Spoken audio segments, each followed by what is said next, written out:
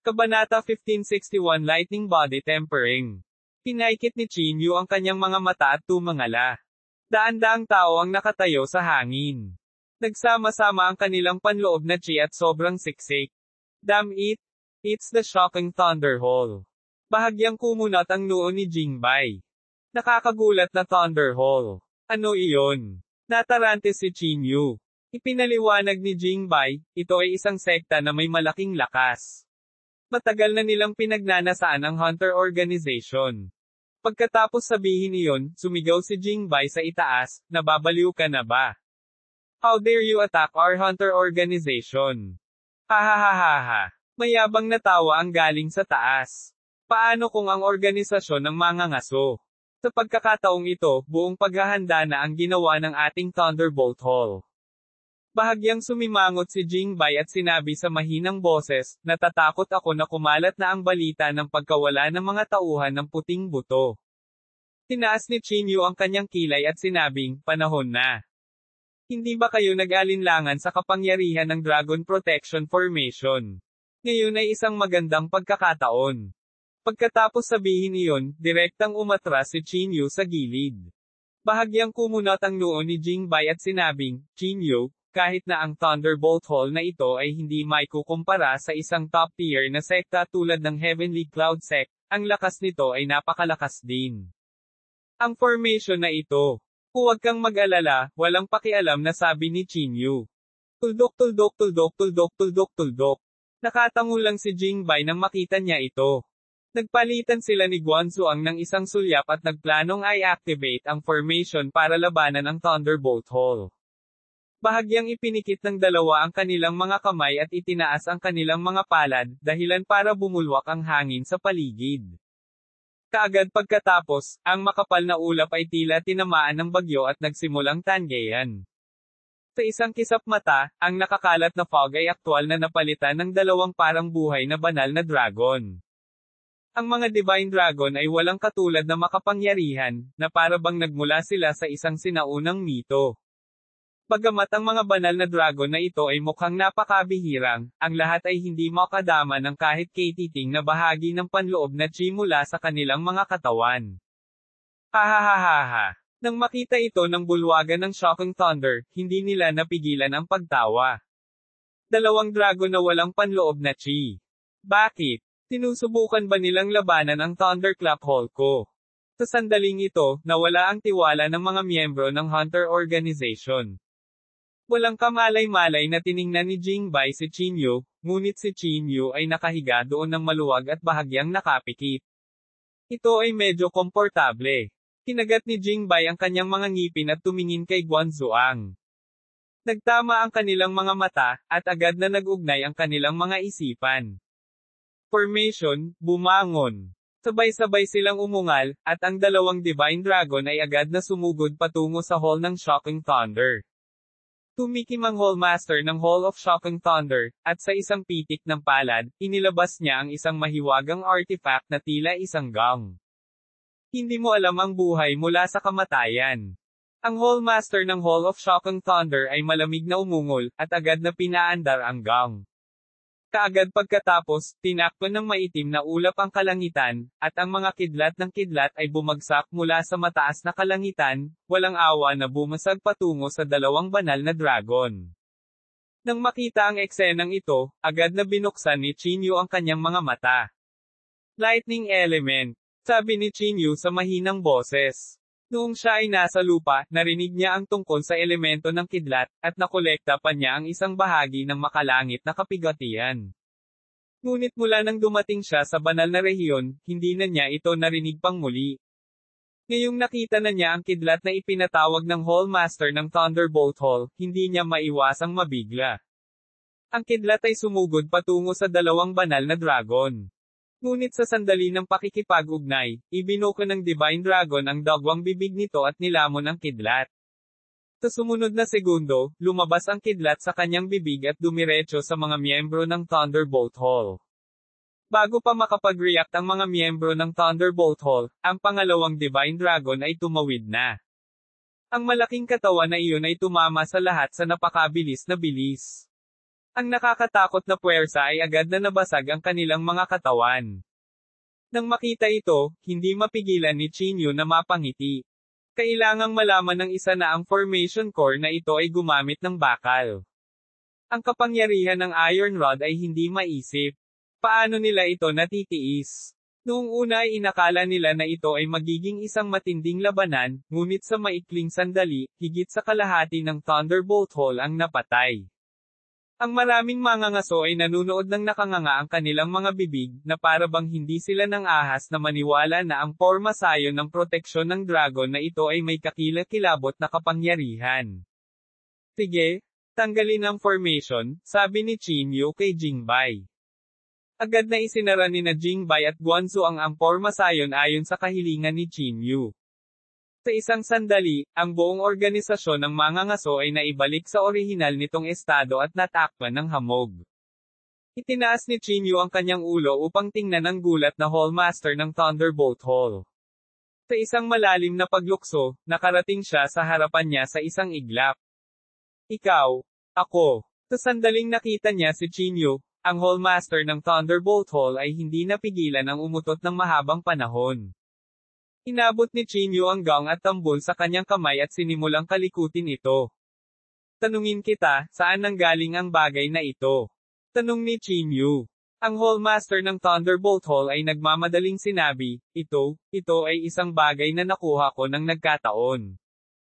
Kung nagkataon. Kung gayon alam mo ba kung ano ang elemento ng kidlat? Tanong ni Chinyu. Umiling siya, at bakas ng pagkalito ang bumungad sa kanyang mukha.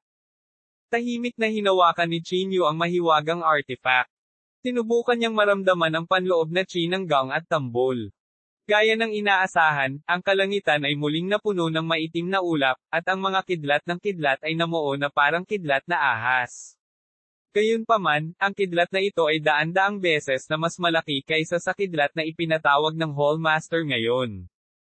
Pupunta ako. Nang makita ang eksenang ito, maging si Chinyu ay nabigla. Ang mahiwagang artifact na ito ay talagang napakalakas. Rumble. Ang kidlat ay nahulog tulad ng isang pilak na talon mula sa siyam na langit. Pinaikit ni Chinyu ang kanyang mga mata. Bigla siyang nagkaroon ng kalokohan at nakakabaliw na ideya. Nanginig ang katawan ni Chinyu at bumaril patungo sa kidlat. Pagkatapos, nilamon ng kidlat ang katawan ni Chinyu. Sa ilalim ng malaking kidlat, walang bakas ng Chinyu. Chinyu. Sabay na sigaw ni na Jingbei at Guanguan. Hindi maiwasang magulat ang mga nakapaligid na mga ngaso habang tinatakpan nila ang kanilang mga bibig. Si Jingbei, na hindi alam kung ano ang nangyayari, ay inisip na ang Hallmaster ng Thunderbolt Hall ang nasa likod nito. Pinandilatan niya ang Hallmaster at nagngangalit ang kanyang mga ngipin habang sinasabi niya, papatayin kita. Hindi. It's none of my business. Nataranta ang Hallmaster. Wala siyang ideya kung ano ang nangyari. Gayunpaman, sina Jingbei at Guanzuang, na nasa estado ng galit, ay hindi nakinig sa kanya. Ay activate na sana nila ang Dragon Protection Formation at papatayin ang Hallmaster ng Hall of Shocking Thunder. Sige, tumigil ka na. Ngunit sa sandaling ito, ang boses ni Chinyu ay nagmula sa kidlat. Naglakad siya palabas mula sa kidlat. Punit-punit ang kanyang damit at duguan ang kanyang katawan. Chinyu? Are you alright? Nagmamadaling lumapit si Guanzuang. Tiningnan ni Chinyu ang kanyang katawan at umiling, okay lang ako. Unti-unting gumagaling ang kanyang katawan. Ang kanyang nakalantad na mga buto ay kumikinang na may mahinang gintong liwanag. Bakit bigla kang sumugod sa kidlat? Lumakad si Jingbei at nagtatakang nagtanong. Tumangala si Chinyu sa maitim na ulap, pinaikit ang kanyang mga mata, at sinabing, ang kidlat na ito ay isang kayamanan upang pasiglahin ang katawan ng isang tao. Mainit ang katawan ng isang tao. Natigilan sina Jingbei at Guanzuang. Painitin ang katawan sa kidlat na ito. Baliw ba siya? Ang ganoong lakas ay tama lang para sa pag-iinit ng katawan ng isang tao, sabi ni Chinyu na may kasamang pagngisi. Kabanata 1562, ang galit na Xiaohai. Minsan nang sinabi ni Wen Wanji na gusto niyang hayaan ang pisikal na katawan ni Chinyu na makapasok sa reversion void stage. Bagamat matigas na ang katawan ni Chinyu, mayroon pa ring tiyak na agwat sa pagitan niya at ng isang tao sa reversion void stage. Kung ginamit niya ang mahiwagang artifact na ito upang pasiglahin ang kanyang katawan, ito ay magiging perpekto. Chinyu? Are you really okay? Tanong ni Jingbei sa gilid. Ang katawan ni Chinyu ay dumudugo ng husto, na nag-alala sa mga tao. Tumango si Chinyu at sinabing, okay lang ako. Pagkatapos, tumingin si Chinyu kay Jingbei at sa iba pa at sinabing, nasubukan mo na ang array na ito. Hindi mahirap protektahan ang Hunter Organization. Aalis muna ako.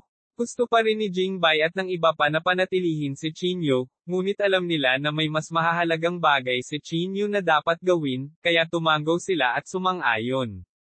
Pagkatapos magpaalam sa lahat, tinawag ni Chinyu ang Divine Eagle at nagmamadaling pumunta sa hilagang hangganan. Ang hilagang lupain ay napakalayo mula sa Green Rock Forest. Ang isa ay nasa pinakahilagang bahagi, at ang isa ay nasa pinakatimog na bahagi. Kahit na may Divine Eagle, kakailanganin ni Chinyu ng kahit isang linggo bago makarating. Tuldok tuldok tuldok tuldok tuldok tuldok. Sa taas sa langit, tumingin si Chinyu. Nakita niya sa sarili niyang mga mata ang mga tao sa hilagang lupain na nasusunog, pumapatay, at nanloob. Nakita niya ang mga magsasaka sa katimugang rehiyon na bumangon sa paglaban. Nakita rin niya ang hindi mabilang na mga tao na nakahiga sa mga pool ng dugo. Ang ekspresyon ni Chinyu ay walang kapantay na malamig, ngunit hindi siya kumilos. Dahil alam niya sa kanyang puso na ang paggawa nito ay gagamutin lamang ang mga sintomas at hindi ang ugat. Sa pamamagitan lamang ng pag-aalis ng mga hilagang lupain ay malulutas ang bagay na ito mula sa ugat. Umupo si Chinyu sa Divine Eagle na bahagyang nakapikit, hinihigop ang mga thread ng espiritual na chi mula sa langit. Bagamat ang kasalukuyang Chinyu ay nasa maagang yugto lamang ng makapangyarihang figure, hindi siya gaanong mababa sa tuktok ng makapangyarihang figure. Hanggat hindi siya nakatagpo ng sinuman sa reversion void stage, ang kasalukuyang Chinyu ay hindi natatakot sa sinuman. Tuldok tuldok tuldok, sa hilagang hangganan. Ang lugar na ito ay ganap ng ginawang isang larangan ng digmaan. Nagkalat ang mga bangkay sa lupa at umagos ang dugo na parang ilog.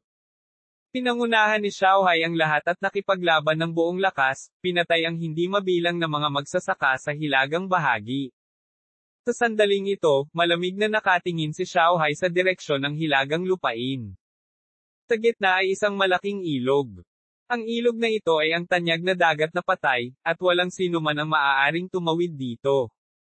Sa kabilang panig ng Dead Sea, si Sima Bei ay nakatingin kay Xiaohai mula sa malayo. At nakatayo sa tabi ni Sima Bei ay si Yongji at ang marami niyang ampon na anak. Xiaohai? Sa tingin mo ba ikaw lang ang makakalaban sa amin? Malamig na sabi ni Sima Bei.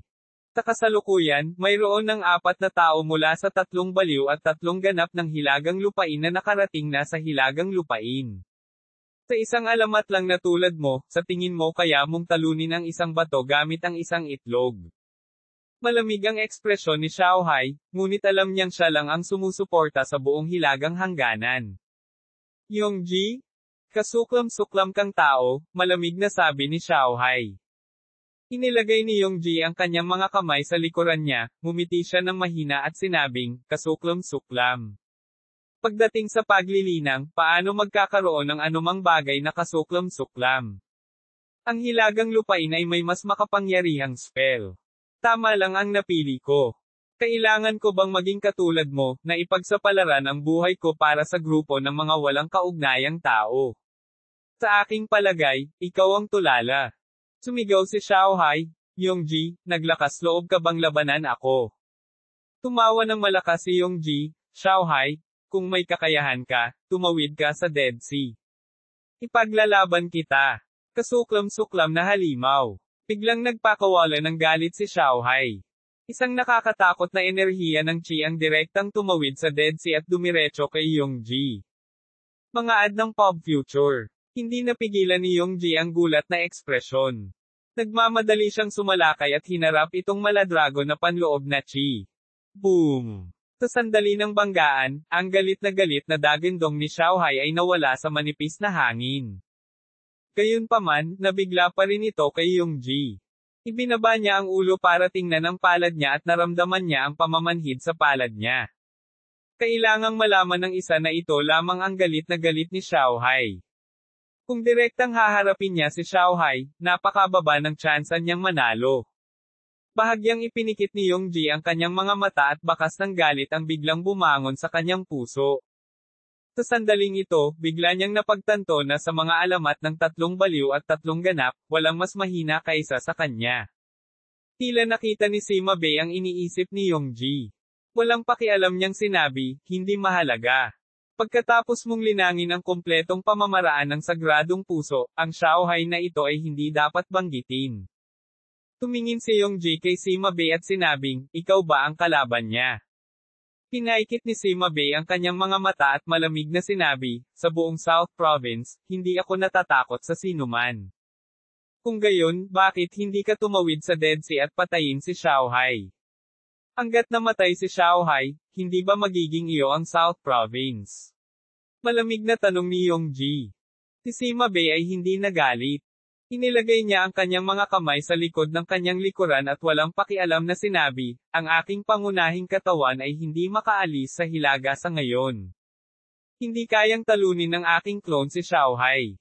Kung hindi, bakit ako gugugol ng labis na pagsisikap upang lubid kayo? Bahagyang kumunat ang noo ni Yongji. Lumingon siya at tumingin sa nagyayelong lupain ng nyebe sa likuran niya. Sa gitna ng nagyayelong lupain ng nyebe, mayroong isang malaking bundok ng nyebe. At ang natutulog sa ilalim ng bundok ng nyebe ay ang Panginoon ng Hilagang Lupain. Ang Panginoon ng Hilagang Lupain, siya ba ay talagang umiiral? Huminga ng malalim si Yongji. Sa sandaling sinabi ang mga salitang ito, ang ekspresyon ng Sima Bei ay agad na naging napakalamig. Naging sanhi ito ng malamig na hilagang lupain na biglang naging marahas.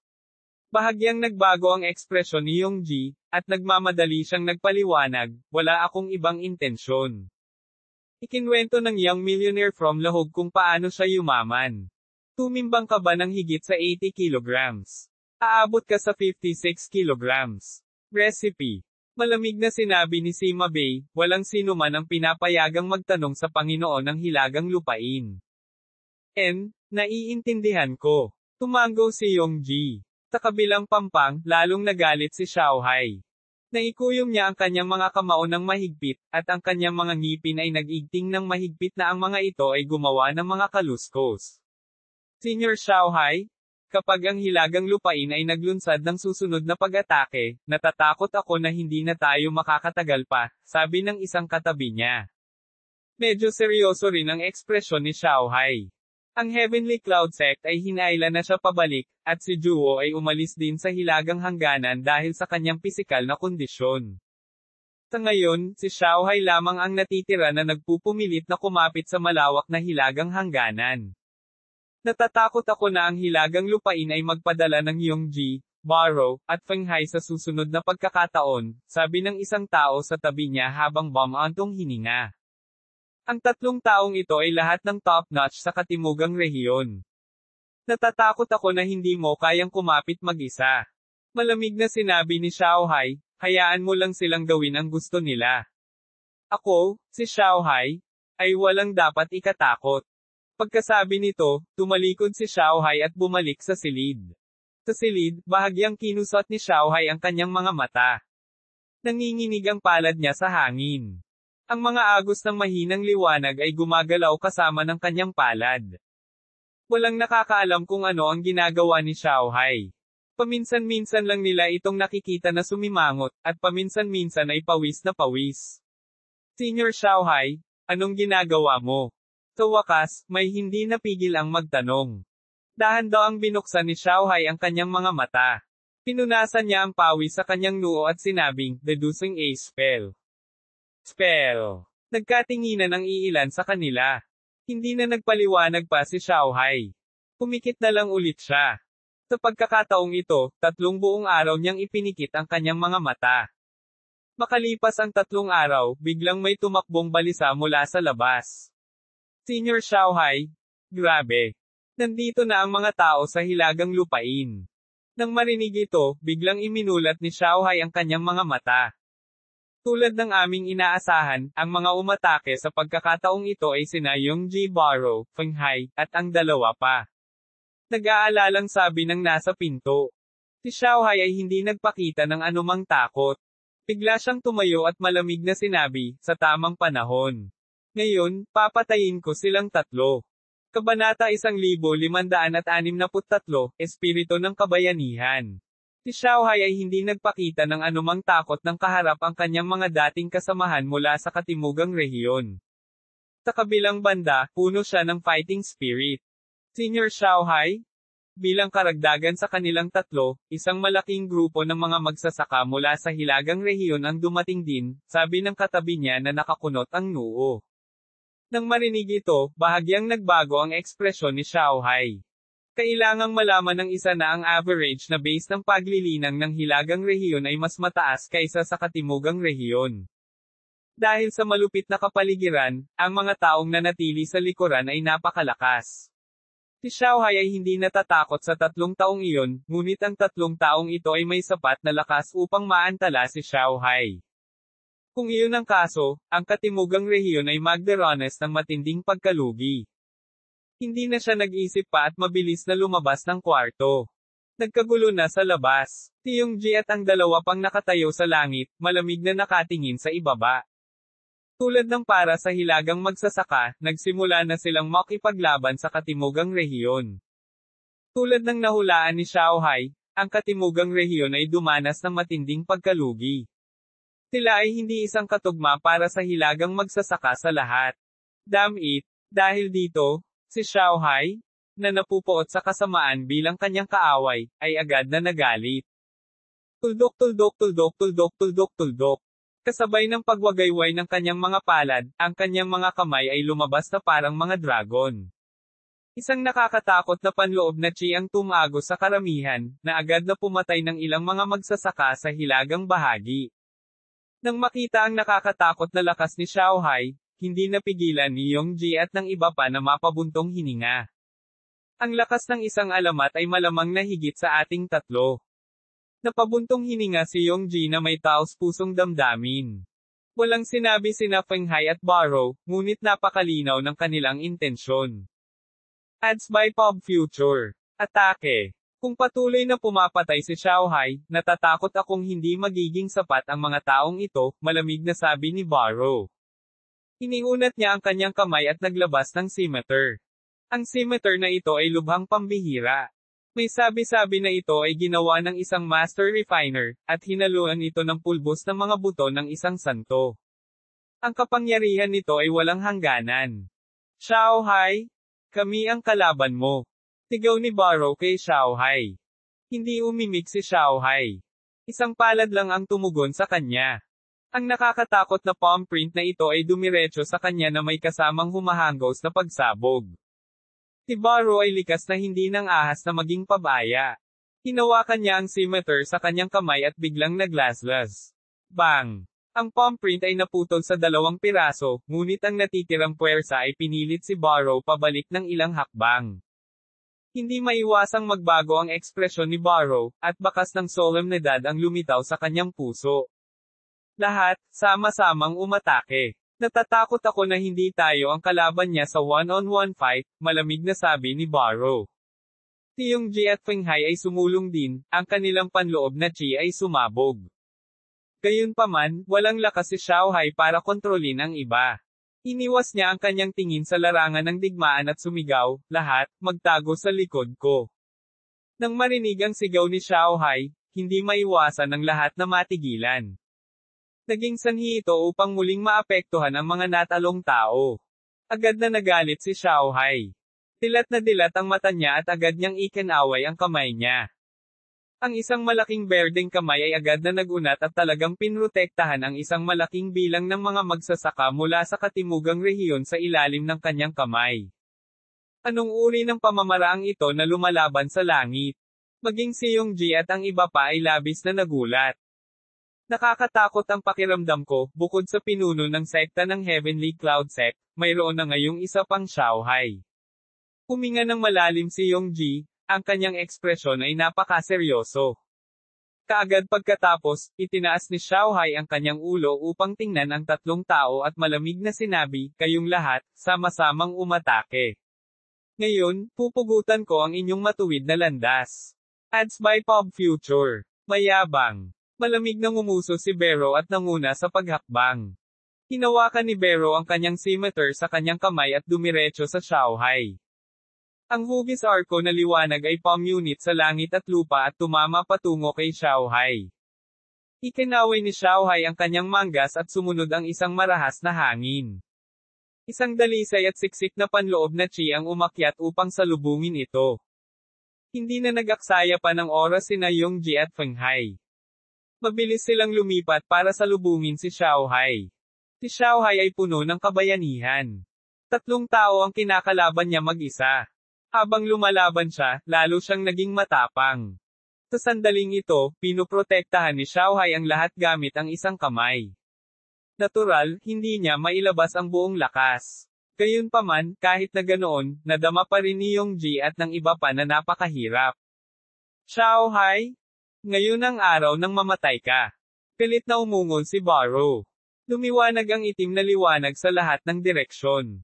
Dumagundong ang pamamaraan ng Dao, at isang nakakatakot na galaw ang lumitaw sa mundo ng mga tao. Si Yongji ay natural na hindi nang ahas na maging pabaya. Ginamit niya ang kanyang trump card move, at nag-overlap ang mga sinag ng liwanag. Malamig na tumawa si Fenghai. Itinaas niya ang kanyang kamay at gumawa ng selyo. Ang puwang sa pagitan ng kanyang mga kilay ay kumikislap ng liwanag, na parang sinadya niyang putulin ang banal na sentido ni Xiaohai. Nahaharap sa pinagsamang pag-atake ng tatlong nangungunang martial artist, si Xiaohai ay mayabang pa rin at kalmado. Mabangis na sumayaw ang kanyang buhok, at umaapaw ang kanyang fighting spirit. Pinakawalan niya ang kanyang batas sa limitasyon. Nang makita ito, ang maraming magsasaka sa hilagang lupain ay agad na nagsimulang sumugod patungo sa Xiaohai. Nagplano silang sabay na umatake at samantalahin ang pagkakataong patayin si Xiaohai. Sa kabilang bahagi ng hilagang lupain, malamig na pinagmamasdan ni Sima Bei ang lahat. Ang hilagang lupain ay talagang may napakagandang martial artist. Nagulat si Sima Bei. Ang lakas ni Xiaohai ay higit pa sa kanyang imahinasyon. Ang pinaka-nakakatakot sa pakiramdam ni Sima Bei ay ang mga galaw ni Xiaohai ay napakakaraniwan. Umasa lamang siya sa kanyang siksik na panloob na chi at sa kanyang walang katulad na layunin sa labanan. Ang ganitong uri ng tao ay lubhang nakakatakot. Hindi lamang siya nagkaroon ng hindi maisip na karanasan sa pakikipaglaban, mayroon din siyang hindi matatalo na determinasyon. Kahit ako ay maaaring walang 100% na pagkakataong talunin siya. Sumimangot si Sima Bei. Ang Xiaohai na ito ay marahil ang numero 1 tao sa katimugang rehiyon. Sabi din ng katabi niya. Si Yongji at ang iba pa ay sabay-sabay na sumalakay, ngunit hindi nila nakuha ang kaunting kalamangan. Ang lakas ng palad ni Xiaohai ay walang katulad na siksik. Sa isang hampas ng palad, masasabing kaya nitong sirain ang langit at sirain ang lupa. Gayunpaman, si Yongji at ang iba pa ay nasa tuktok. Nagkaroon din sila ng kanilang sariling mga pakinabang.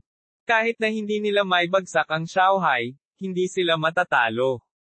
Itong Xiaohai, paano siya nakakatakot? Labis na nabigla si Yongji. Ang mga ekspresyon ng dalawa pang tao ay lubhang hindi magandang tingnan. Noon pa man ay iniisip nila na ang alamat ni Xiaohai ay kapantay nila. Ngayon, tila ang lakas ni Xiaohai ay higit pa sa kanilang tatlo. Nang makita ito, halos damyugo ang puso ng maraming magsasaka sa South Province. Si Xiaohai ay malinaw na maaaring magkaroon ng isang mas malawak na mundo at maaaring pumunta sa gitnang lalawigan upang tuklasin, ngunit siya ay nakikipaglaban sa mga madugong labanan dito para sa South Province. Ang pinakamalungkot na bagay ay walang makakatulong. Senior Xiaohai, palabasin mo kami. Mas gugustuhin naming mamatay sa labanan kaysa protektahan mo. Sa wakas, hindi na kinaya ng isang magsasaka. Sinubukan niyang likhain ang palad ni Xiaohai, ngunit nabigo. Si Xiaohai ay sobrang matigas ang ulo. Tumawa siya ng nakakaloko at sumigaw, halika, tatlong hamak. Ako, si Xiaohai, ay hindi matatakot. Alam ni Yongji at ng iba pa na hindi nila kayang makipag-head-to-head kay Xiaohai. Agad nilang piniling magpalit-palit sa dahan-daang pugiling kay Xiaohai hanggang mamatay. Ito ay tiyak na magiging isang mapait na labanan. Ang nangingibabaw na aura ni Xiaohai ay nagulat sa lahat. Maging ang isang malaking grupo ng mga magsasaka ay nagtipon sa hilagang lupain sa tapat ng baybayin. Tila naakit sila sa kabayanihang espiritu ni Xiaohai, at saglit, ang kanilang mga mata ay nakatuon sa larangan ng digmaan. Tuldok-tuldok-tuldok. Mataas sa kalangitan, si Qin Yu ay nakatayo sa ibabaw ng ulo ng Divine Eagle, iniskan ang kanyang paligid. Ang lugar na ito ay palapit ng palapit sa hilagang lupain, at ang temperatura ay mabilis na bumababa.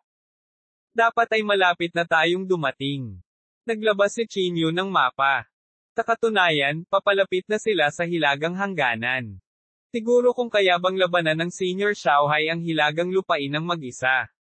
Naisip ni Qin Yu sa kanyang sarili. Agad niyang pinaandar ang mata ng Diyos at tumingin sa unahan. Pagkatapos tumuntong sa makapangyarihang kaharian, ang distansya ng tiwangwang na mata ng Diyos ay tumaas ng husto. Sa ilang sandali, ang lahat sa loob ng radius ng ilang dosenang bituin ay hindi nakatakas sa mga mata ni Qin Yu. Kabanata 1564 ang nakakatakot na lakas ni Qin Yu. Nakatutok ang tingin ni Qin Yu sa larangan ng digmaan sa hilagang hangganan. Bahagyang nagbago ang ekspresyon ni Qin Yu nang makita niya si Xiaohai na nakikipaglaban ng masakit. Nang makita niya si Yongji at ang dalawa pa, mas nagalit si Qin Yu. Ang tatlong bastos na ito. Hindi napigilan ng katawan ni Qin Yu na maglabas ng bakas ng layuning pumatay. Sila ay orihinal na nagmula sa katimugang rehiyon, ngunit ngayon ay pinalibutan nila at nilipol ang Xiaohai. Ang pinakamahalaga, kinailangan pa ni Xiaohai na palayain ang kanyang mga kamay para protektahan ang iba. Lalong naging malamig ang ekspresyon ni Qin Yu. Agad niyang tinapik ang ulo ng Divine Eagle, senyales para bumilis ito. Habang nasa daan, hindi umaalis sa larangan ng digmaan ang mga mata ni Qin Yu. Personal niyang nakita kung paano nilabanan ng basang dugo na si Xiaohai ang tatlo. Sa sandaling ito, maging si Qin Yu ay nahawa na ng kabayanihang espiritu ni Xiaohai. Pinoprotektahan ng lahat habang kaharap ang tatlong nangungunang martial artist ng rehiyon ng Timog. Ang ganitong uri ng mental na estado ay hindi isang bagay na maihahambing ng isang ordinaryong tao. Ang makadiyos na agila ay lumipad ng mataas sa kalangitan at mabilis na tumakbo patungo sa hilagang hangganan. Sa hilagang hangganan, si Xiaohai ay labis na mayabang. Bawat hampas ng palad niya ay may kapangyarihang sirain ang lahat ng dinadaanan nito. Tuldok-tuldok-tuldok-tuldok-tuldok-tuldok. Bagamat hindi nasugatan si Yongji at ang dalawa pa, magiging lubhang mahirap para sa kanila na ibagsak si Xiaohai. Paano naging napakalakas ng bastard na ito? Lalong nababalisa si Yongji sa kanyang puso. Ads by Pop Future. Ang lakas ni Xiaohai ay lubos na nalampasan ang kanilang pangunawa. Malinaw na sila ay nasa tuktok ng makapangyarihang kaharian, ngunit bakit napakalaki ng pagkakaiba ng lakas? Higit sa lahat, si Xiaohai ay walang anumang magarbong galaw. Umasa lamang siya sa kanyang siksik na espiritual na kapangyarihan. Boom! Sa sandaling ito, muling tumama ang palad ni Xiaohai. Si Yongji ay natural na hindi nang ahas na tanggapin ito ng direkta. Nagmamadali siyang umiwas sa gilid, ngunit hindi pa rin siya komportable dahil sa natitirang lakas. Sabay tayong umatake. Dapat natin siyang patayin. Tumingin si Yongji kina Fenghai at Barrow. Bahagyang tumango ang dalawa. Halatang halata na gusto rin nilang alisin si Xiaohai sa lalong madaling panahon. 3 laban sa 1, at hindi ka pa rin mananalo. Ito ba ang 3 baliw at 3 ganap na sining ng South Province? Hindi ba nakakahiya? Sa sandaling ito, isang malamig na boses ang nagmula sa ilang kilometro ang layo. Nang marinig ang boses na ito, halos lahat ay napalingon. Nakita nila ang isang binata na nakatayo sa likod ng banal na agila, malamig na nagwawalis ng kanyang tingin sa 3 tao. Qin Yu. Bakit siya nandito? Nang makita si Qin Yu, naging mas hindi magandang tingnan ang ekspresyon ni Yongji. Hindi maiwasan ni Xiaohai na medyo magulat. Ipinantasya niya ang direksyon ni Qin Yu at sumigaw, "Qin Yu, bakit ka nandito?" Si Chinyu ay tumalon pababa mula sa likuran ng makajos na agila at agad na bumaril patungo kay Xiaohai. Tumayo siya sa tabi ni Xiaohai at same time na nagsabi, Senior Xiaohai, salamat sa iyong pagsusumikap. Tumawa ng malakas si Xiaohai at sinabing, silang tatlo lang. Natatakot ako na hindi ganoon kadaling patayin ako. Likas na naniwala sa kanya si Chinyu. Tumango siya kay Xiaohai at sinabing, Senior Xiaohai, ang tatlong taong ito ay kilala bilang tuktok ng South Province. Matagal ko nang hinahangaan ang kanilang reputasyon. Gusto kong makita ito para sa aking sarili. Nang marinig ito, nagmamadaling umiling si Xiaohai at sinabing, Chinyu, napakasaya kung makakapunta ka, ngunit hindi ka nila kakampi. Kung gusto mo talagang tumulong, protektahan mo ang mga magsasaka ng South Province. Gayunpaman, napangisi si Chinyu. Malamig siyang tumingin sa direksyon ni Yongji at sinabing, matagal ko nang sinabi na kukunin ko ang buhay ni Yongji. Ngayon ay isang magandang pagkakataon. Ads by Pop Future. Nang hindi hinintay na pigilan siya ni Xiaohai, bumangon si Chinyu. Malamig niyang tinignan si Yongji at sinabing, ipokrite ka talaga. Sabi ni Yongji na may malamig na mukha, you know nothing. I'm warning you, you'd better mind your own business. Isipin mo ang sarili mong negosyo. Hindi ko iniisip ang sarili kong negosyo. Mabilis na tumataas ang panloob na chi ni Chinyu. Iniunat niya ang isang daliri at itinutok ito kay Yongji, sumisigaw, hindi mo natapos ang laban noong nakaraan, halika at tapusin mo ito sa pagkakataong ito. Malamig na tiningnan ni Yongji si Chinyu at sinabing, talaga bang naglakas loob ka bang makipaglaban sa akin? Sa tingin mo ba, banibiro kita? Kasabay ng sigaw ni Chinyu, ang sagradong pangangatawan ng Vajra at ang fighting word formula ay na-activate sa sandaling ito. Ang siksik na espiritual na kapangyarihan sa katawan ni Chinyu ay kumalat sa lahat ng direksyon kasama siya bilang sentro. Ang buong Dead Sea ay umaalon sa sandaling ito, at ang espasyo sa paligid ng Chinyu ay gumuho. Naramdaman ang panloob na chi sa katawan ni Chinyu, lahat ay hindi maiwasang mamatla sa takot. Ang panloob na chi na ito ay talagang nagmula sa Chinyu. Paano ito magiging posible? Maging si Xiaohai, na nasa ibaba, ay hindi napigil ang matigilan bago siya tumawa ng malakas. Mabuti. Chinyu, iiwan ko si Yongji sa iyo. Malakas na sigaw ni Xiaohai. Malamig na tiningnan ni Chinyu si Yongji at sinabing, mas mabuting ilabas mo ang iyong tunay na kakayahan. Hindi kita bibigyan ng anumang pagkakataon na makahinga. Sa sandaling ito, direktang na-activate ni Chinyu ang ikalimang antas ng fighting word formula. Kahit si Chinyu mismo ay hindi alam kung gaano kaitikot ang lakas na ito. Sa kabilang panig ng bangko, ang ekspresyon ni Sima Bei ay napakalamig. Ang bastos na ito, ay dumating na. Huminga ng malalim si Sima Bei. Ang isa sa kanyang pisikal na katawan ay namatay sa kamay ni Chinyu. Natural na hindi na kailangang magsabi ng anuman tungkol sa kanyang pagkamuhi kay Chinyu. Do you weigh over 80 kilograms? You will reach 56 kilograms. Recipe. Young millionaire from Lahog tells how she got rich. Send someone to help Yongji. Agad na utos ni Sima Bei. Oo. Walang lakas ng loob na magsalita ang katabi niya. Agad niyang sinunod ang hiling ni Sima Bei at nagpadala ng isang tao para tulungan si Yongji. Seryoso ang mukha ni Yongji. Kinuyam niya ang kanyang kamao at sinabi sa mahinang boses, Brat, masyado kang mataas ang tingin mo sa sarili mo. Sa tingin mo ba talaga natatakot ako sa iyo? Siguradong marami kang kalokohang nagsasalita. Pang-uuyam ni Chinyu. Sige, dahil iyon ang kaso, kung gayon huwag mo akong sisihin sa pagiging impolite. Umungol si Yongji at biglang nawala ang kanyang figure. Sa isang iglap, nasa harap na siya ni Chinyu. Dahil sa bilis na ito, hindi makapagsalita ang mga tao. Sa isang iglap lang, ang kanyang kamao ay nabasag na sa mukha ni Chinyu. Bang! Parang banggaan ng bakal. Ito ay lubhang nakakatang. Ngunit ang resulta ay nakakagulat. Nakatayo doon si Chinyu, hindi gumagalaw. Natigilan si Yongji, at biglang nagbago ang ekspresyon niya. Diba sabi ko gusto kong ipakita mo ang tunay mong kakayahan, kung hindi, hindi ka na magkakaroon ng pagkakataon. Ang malamig na boses ni Chinyu ay parang anting-anting na nagbabanta sa buhay, na pumapasok sa tainga ni Yongji. Hindi maganda.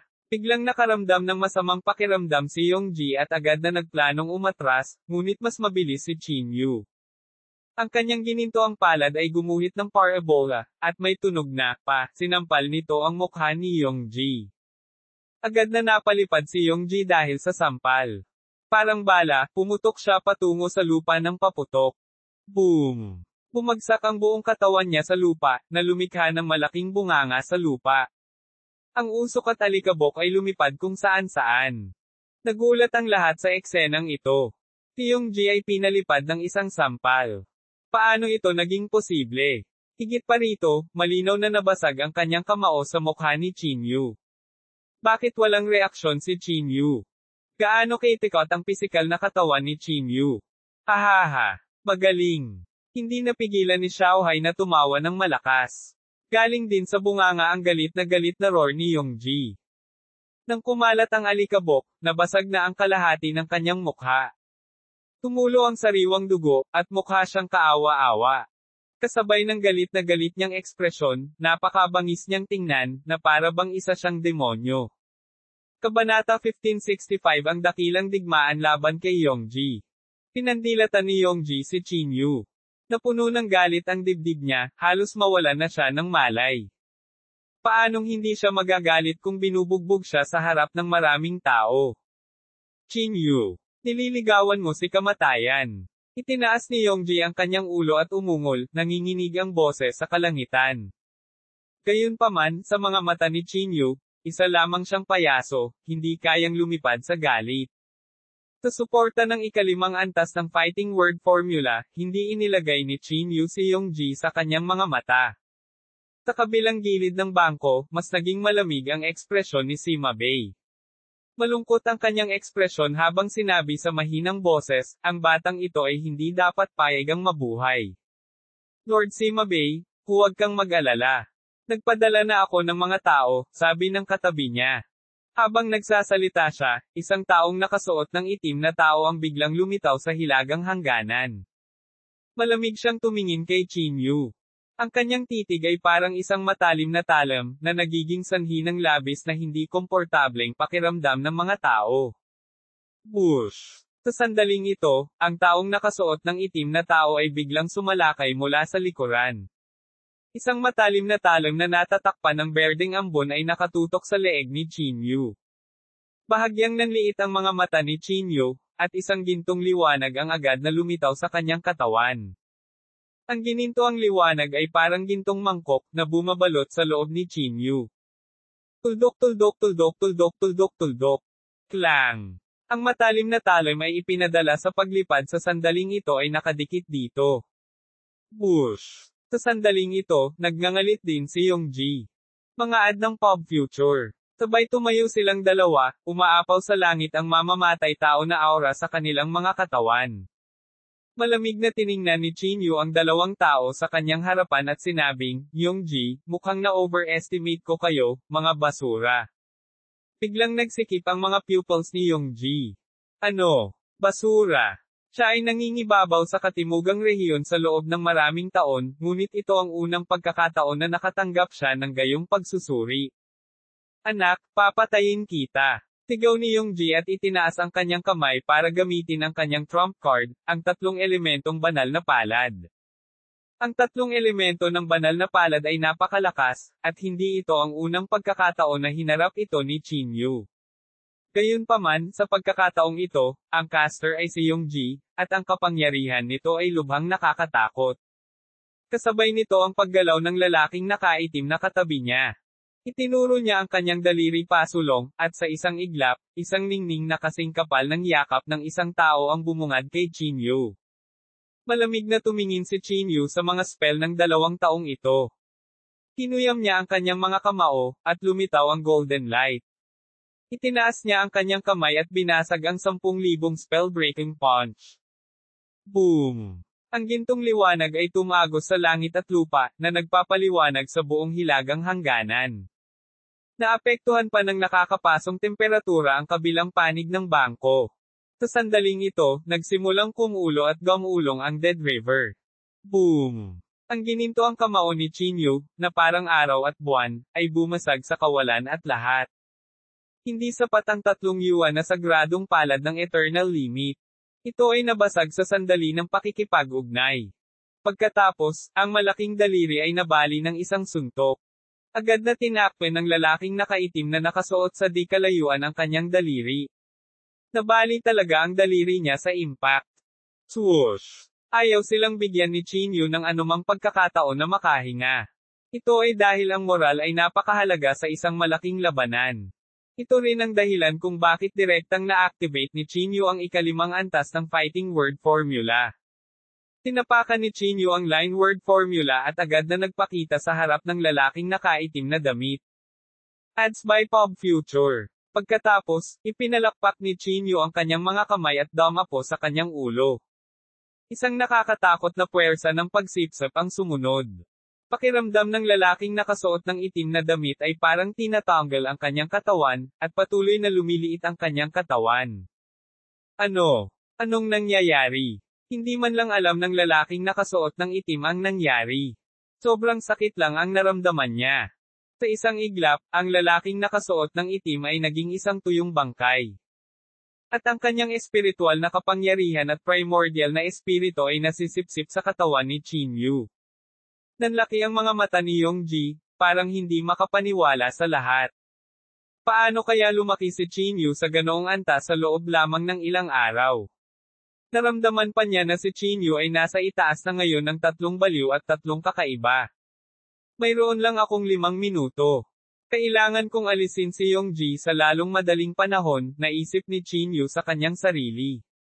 Ang ikalimang antas ng Fighting Word Formula ay napakalakas, at ang pagpapabuti na dulot nito ay lampas sa imahinasyon. Gayunpaman, ang oras ay masyadong maikli. Pagkalipas ng 5 minuto, mawawala ng suporta si Chinyu sa Fighting Word Formula. Noong panahong iyon, bagaman hindi siya natatakot kay Yongji, hindi ganoon kadaling patayin siya. Alam ni Yongji na hindi maganda ang takbo. Inabot niya ang kanyang kamay at naglabas ng mahabang letigo. Ang mahabang letigo ay tila nagninangas na may maapoy na pulang kulay. Naturally, hindi na kailangang sabihin ang anumang bagay tungkol sa kapangyarihan nito. Pumunta ka sa impyerno. Galit na umungol si Yongji at ibinato ang mahabang letigo sa kanyang kamay kay Chinyu. Saan man dumaan ang kadena, naputol ang lahat sa dalawa. Naging malamig ang ekspresyon ni Chinyu. Inabot niya ang kanyang kamay at gustong kunin ang kadena. Gayunpaman, ang kadena ay biglang nawala sa hangin. Bago pa mabawi ni Chinyu ang kanyang katinoan, ang kadena ay naging dagat ng apoy at nilamon si Chinyu. Sa isang sulyap, si Chinyu ay nabalot ng bolang apoy. Ang bolang apoy na ito ay naglalabas ng napakainit na temperatura. Kahit magkalayo sila ay ramdam pa rin nila na hindi kakayanin ang init. May mga tao pa nga na direktang nasunog sa mga latak. Hindi tumigil doon si Yongji. Pulong niya, at isang bakas ng dugo ang lumutang mula sa pagitan ng kanyang mga kilay. Pagkatapos, nagpakawala ng paputok na sigaw si Yongji. Isang malaking figure talaga ang lumitaw sa likuran niya. Mga ad ng Pop Future. Ang figure na ito ay lubhang nakakatakot, tulad ng isang hukom. Ang napakalaking figure na iyon kasama ng nakakatakot na mukha na iyon ay tila nagmula talaga sa impyerno. Seal it. Ginamit ni Yongji ang lahat ng kanyang lakas at nagpakawala ng malakas na sigaw. Sa isang iglap, namutla ng ilang shades ang mukha niya. Halatang-halata na ang spell na ito ay sobrang nakaka-pressure sa kanya. Iniunat ng malaking figure ang kamay nito, at ang mga tanikala ay bumaril mula sa manggas nito, na nagbubuklod sa bowl ang apoy. Hinawakan ng dambuhalang kamay ng langit ang mga tanikala at kinaladkad ang bowl ang apoy, na para bang gustong kaladkarin ito sa impyerno. Hehe! Patay ka! Mahinang sabi ni Yongji. Ang bolang apoy ay lumundag patungo sa katawan, na para bang lahat ay mahuhulog sa isang estado ng nirvana. Chinyu. Ang mga ekspresyon ng nakapaligid na karamihan ay nagbago ng husto. Kahit si Xiaohai ay gustong tulungan si Chinyu. Sa loob ng bolang apoy, ibinaba ni Chinyu ang kanyang kamao sa isang tabi, ngunit nalaman niyang hindi mababali ang bolang apoy. Ang buong bowl ang apoy ay patuloy na umuugoy pakaliwa at kanan sa ilalim ng bagsak ni Chinyu, ngunit hindi nito mapigilan kahit kalahating hakbang. Gumisi si Yongji. Kapag ginamit na ang teknik na ito, sa sandaling huminto ang ganap na sayaw, Chinyu, dadalhin kita sa impyerno. Sa loob ng bowl ang apoy, si Chinyu ay patuloy na sumisigaw ng malakas, at ang kanyang mga kamao ay patuloy na bumabasag sa paligid. Gaya nga ng sinabi ni Yongji, hindi mababasag ang bowl ang apoy na ito. Kahit gaano pa kalakas ang taglay ni Chinyu, wala itong silbi. Ang tatlong baliw at tatlong natatangi ay mayroon talagang sariling mga trompeta. Malamig ang ekspresyon ni Chinyu. Bahagya siyang napapikit at umungol sa mahinang boses. Isang mas maningning na gintong liwanag ang namukadkad mula sa kanyang katawan. Buzz! Isang malakas na tunog ang umalangaw-ngaw, at ang bowl ang apoy ay nagsimulang manginig ng husto. Sa susunod na segundo, ang malaking katawan ay direktang nag-drill sa fireball at bumaril sa kalangitan. Cosmic form. Sa ilalim ng anyo ng kosmiko, halos walang makakahuli kay Chinyu. Sa sandaling ito, napakalaki ni Chinyu. Sa isang sulyap, kapantay niya ang judge na ipinatawag ni Yongji. HM. Nang makita ang spell na ito, hindi mapigilan ni Sima Bei na bahagyang sumimangot. Pakiramdam niya ay parang pamilyar ang spell na ito.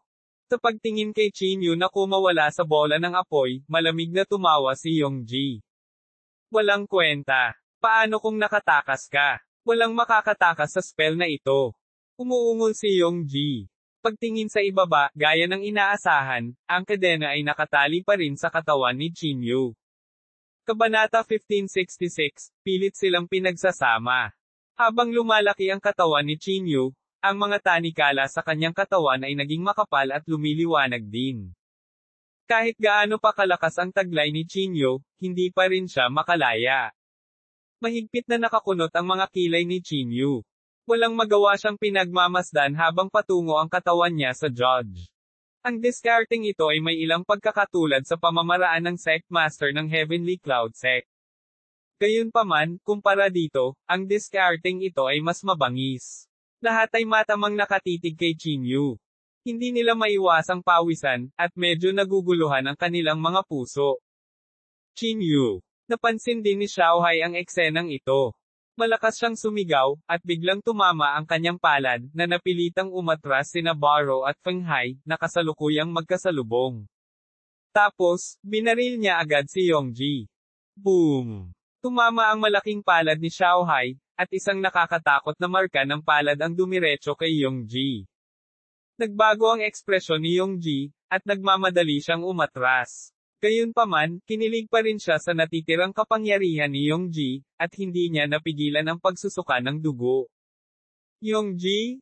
Stop right now. Malamig na sabi ni Xiaohai. Pinunasan ni Yongji ang dugo sa gilid ng kanyang bibig, at sinabing may malamig na ngiti, sabi ko, kapag ginamit ang pamamaraang ito, walang pahinga. Kahit napatayin mo ako, mamamatay si Chinyu ngayon. Nang makitang palapit na ng palapit si Chinyu sa judge, ang kanyang malaking katawan ay tila kinaladkad sa kailaliman. Tuldok tuldok tuldok tuldok tuldok tuldok. Sa sandaling ito, si Chinyu ay walang katulad na kalmado. Ang kanyang parang sulo na tingin ay tumingin ng diretso sa hukom, at pagkatapos ay may dagindong, ang kanyang gintong kamao ay parang isang maliit na bundok, walang awa na humahampas sa hukom. Gusto talaga ni Chinyu na gumamit ng malupit na puwersa para direktang ikalat ang pamamaraang ito. Ang kanyang katawan ay kapantay ng hukom. Sa isang sulyap, puno ng sigla ang kanyang aura. Sa ilalim ng reinforcement ng Wuji Cosmic Form, mas nakakatakot ang kamao ni Chinyu. Ang gininto ang liwanag na iyon ay sumilay sa kalangitan, at pagkatapos ay walang awa na dumurog sa katawan ng hukom. Boom! Isang malakas na putok ang sumabog sa sandaling iyon. Ang malaking katawan ng hukom ay talagang pinilit na pabolaikin ni Chinyu ng ilang daang metro. Talagang gumagana. Nang makita ang eksenang ito, paulit-ulit nang inisyon si Chinyu. Samantala, nanlaki ang mata ni Yongji. Hindi niya alam na ang discarding ito ay talagang may paraan para masira ito. Hahaha, well done. Hindi napigilan ni Xiaohai ang tumawa at magpuri. Pagkatapos, malamig na tiningnan ni Xiaohai sina Barrow at Feng Hai at sumigaw, dapat din kayong mamatay. Medyo pangit ang mga mukha ni Feng Hai at Barrow. Silang dalawa ay hindi katugma ni Xiaohai. Xiaohai? Mayroon kang lakas ng loob, ngunit ang pagsalakay ng hilaga ay hindi maiiwasan.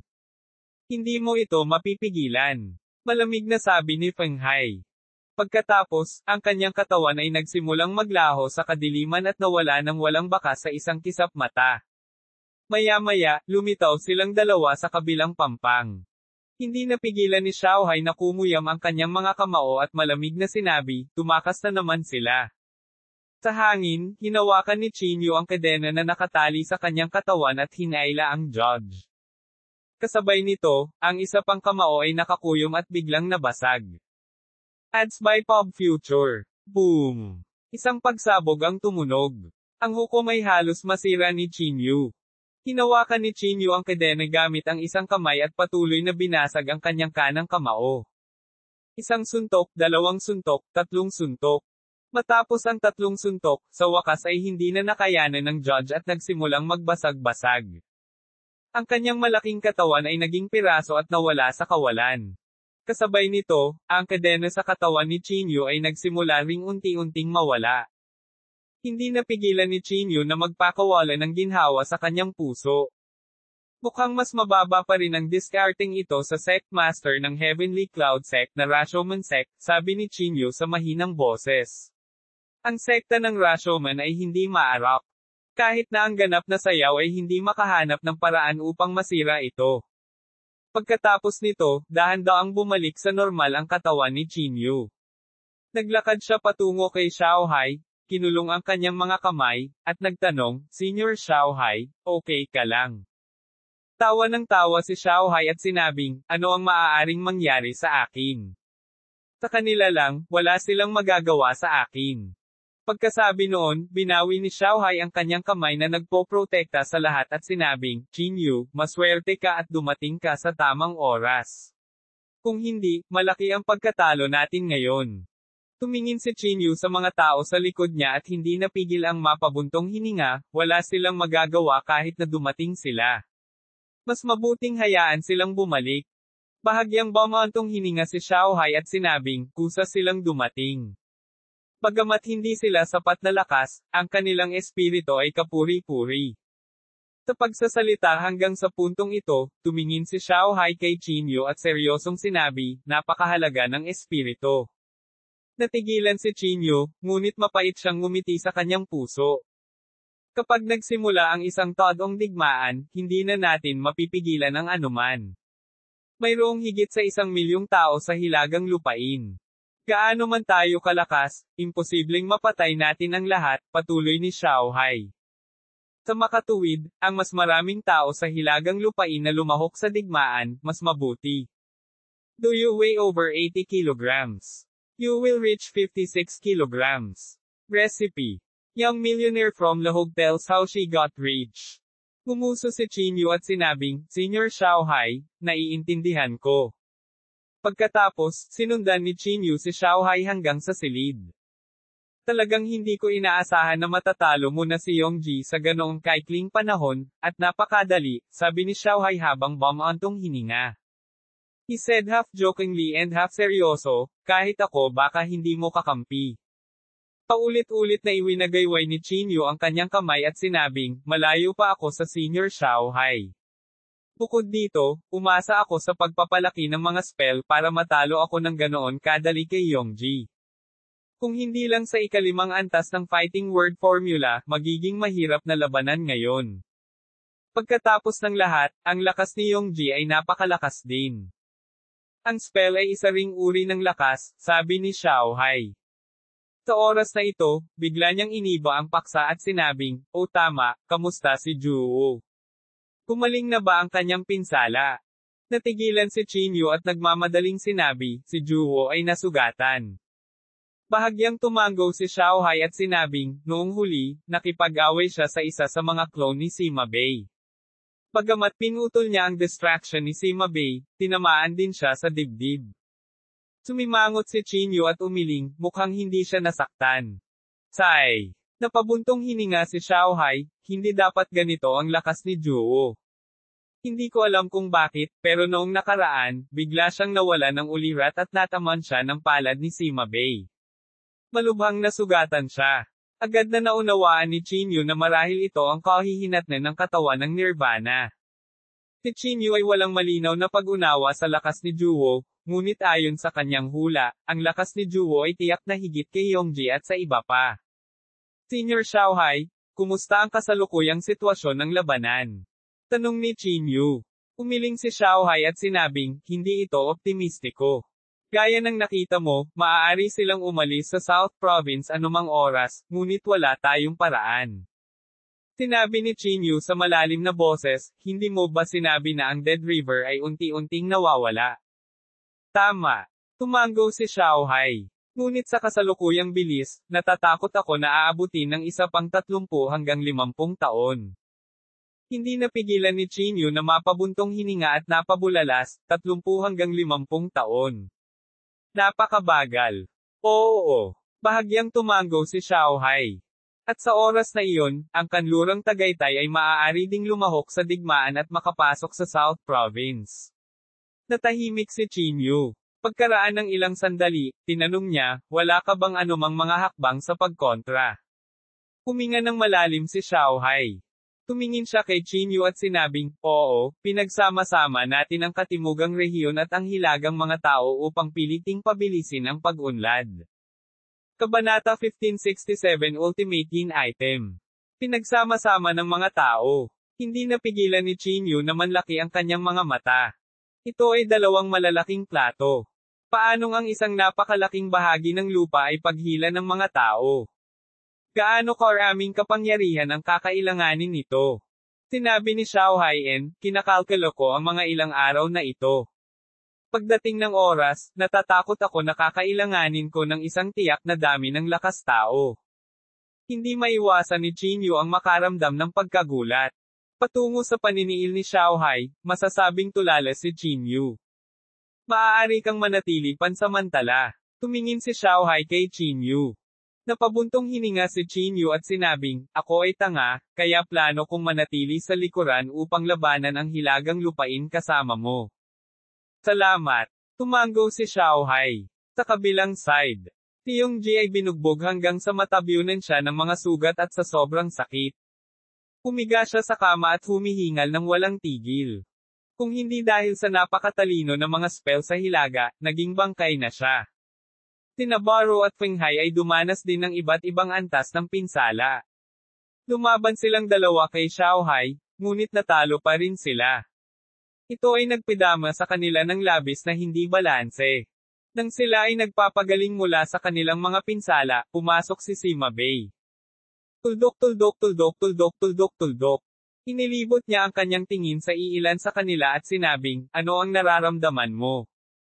Umiling si Bero at sinabing, iminumungkahi ko na alisin natin kaagad ang Xiaohai, gaano man kataas ang presyo. Ads by Pub Future. Walang sinabi si Sima Bei. Pagkatapos ng labanan ngayon, ang puso ni Sima Bei ay napuno din ng pag-aalala. Na si Xiaohai ay parang Diyos ng digmaan, hindi niya alam ang pagod. Ang labis na ikinabahala ni Sima Bei ay ang pakiramdam niya ay hindi pa naipapakita ni Xiaohai ang kanyang tunay na lakas.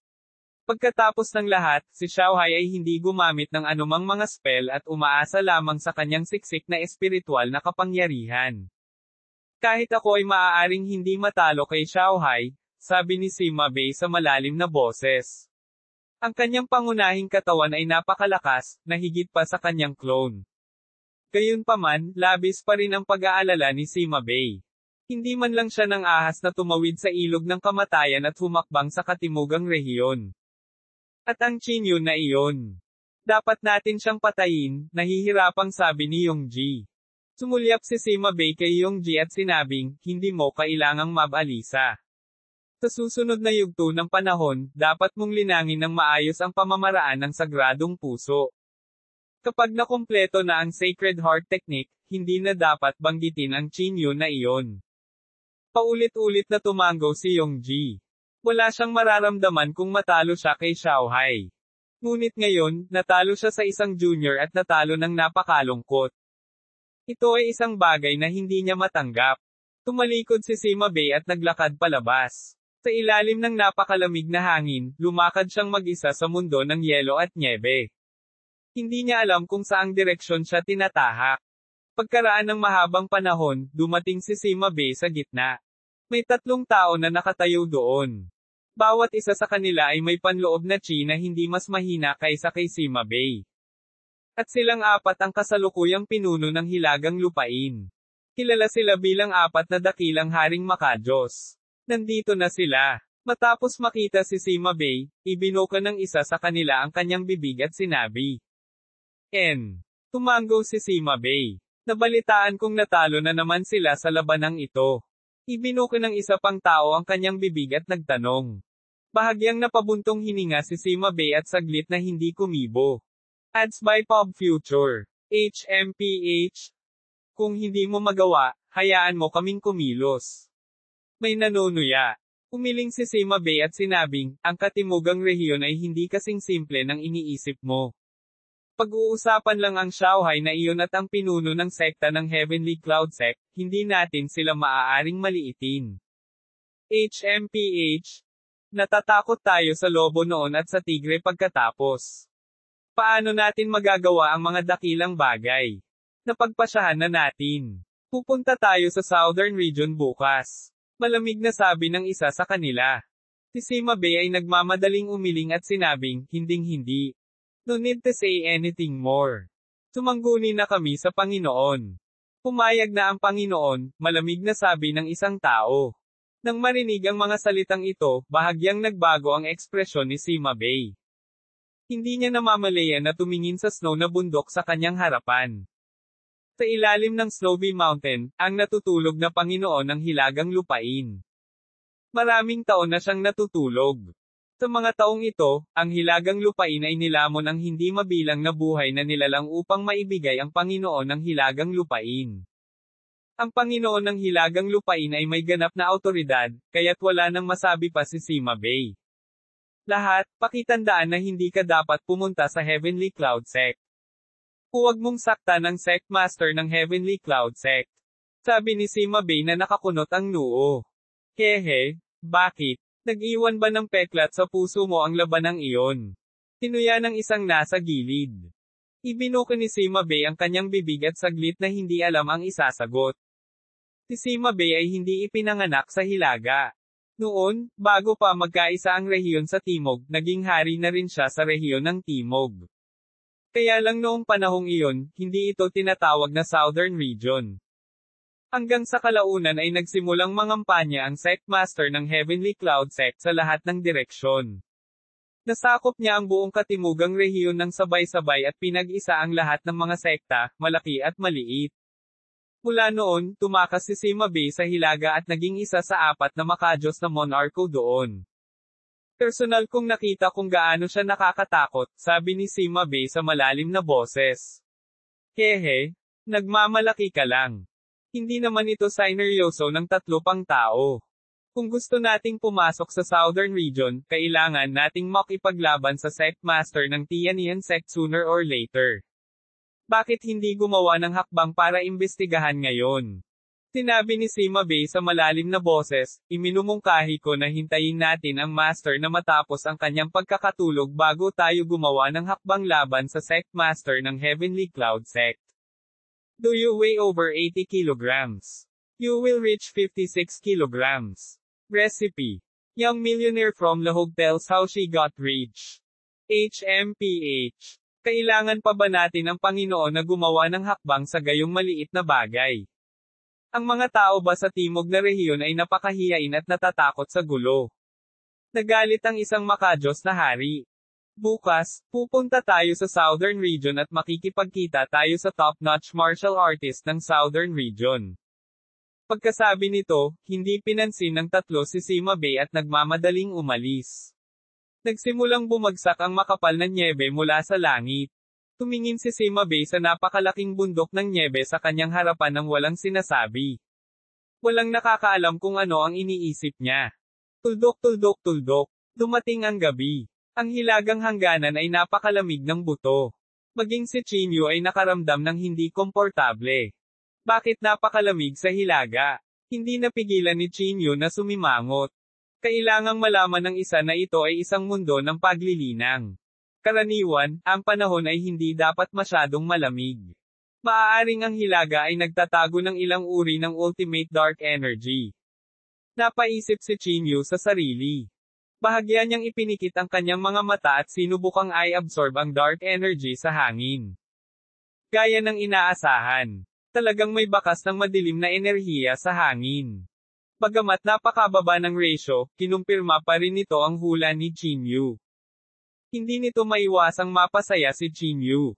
Kung talagang mayroong isang uri ng ultimate dark energy sa hilaga, ito ay magiging isang malaking kapalaran para kay Chinyu. Nag-isip sandali si Chinyu, pagkatapos ay tumayo at pumunta sa kwarto ni Xiaohai.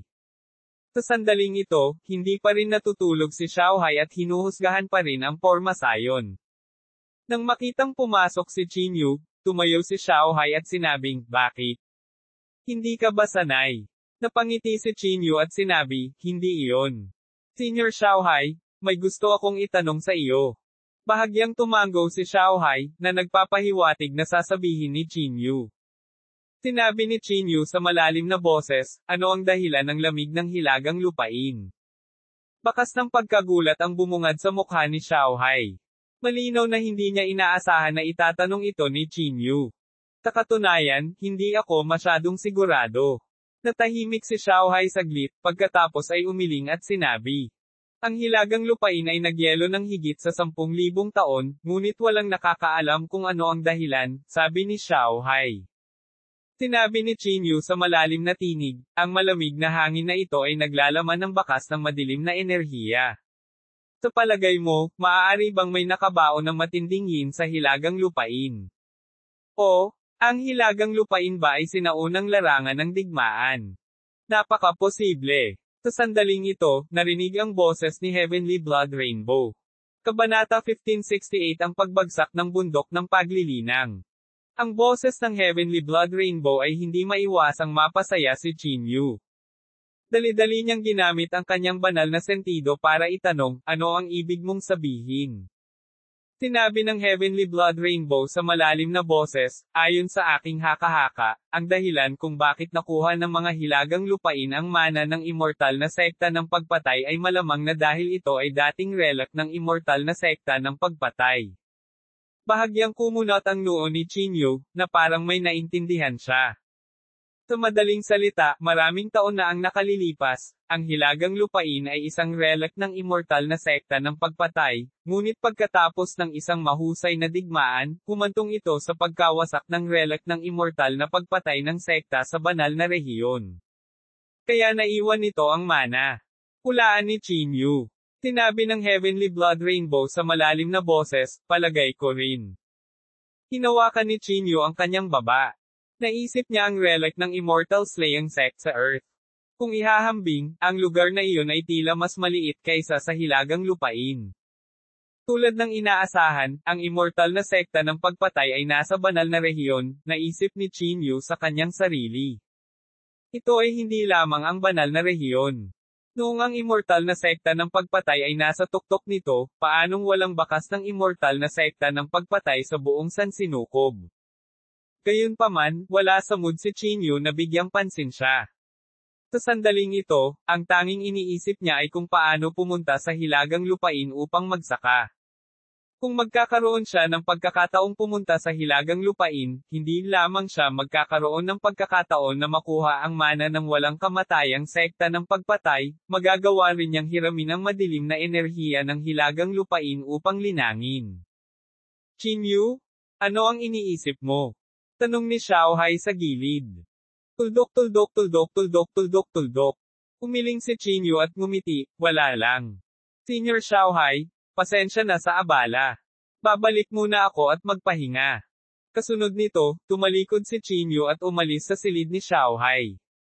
Ads by Pop Future. Sa gabi, si Chinyu ay nakahiga sa kanyang kama, ang kanyang isip ay puno ng mga iniisip tungkol sa bagay na ito. Imposibleng tumawid sa Dead River maliban kung ang isa ay gumamit ng spatial teleportation formation. Gayunpaman, sa malawak na katimugang lalawigan, tanging ang sekta ng Tianian ang tila may ganitong porma sayon. Hindi lamang iyon, ang sekta ng Tianian ay napakalihim tungkol sa pagbuo na ito at bihirang gamitin ito. Mukhang kung gusto nating magtungo sa hilagang lupain, kailangan pa nating hintayin na magtagpo ang dalawang pangunahing plato, na pabuntong hininga si Jinyu. Sa mga sumunod na araw, walang aksyon ang hilagang lupain. Ang hilagang hangganan ay naghatid ng isang pambihirang kapayapaan.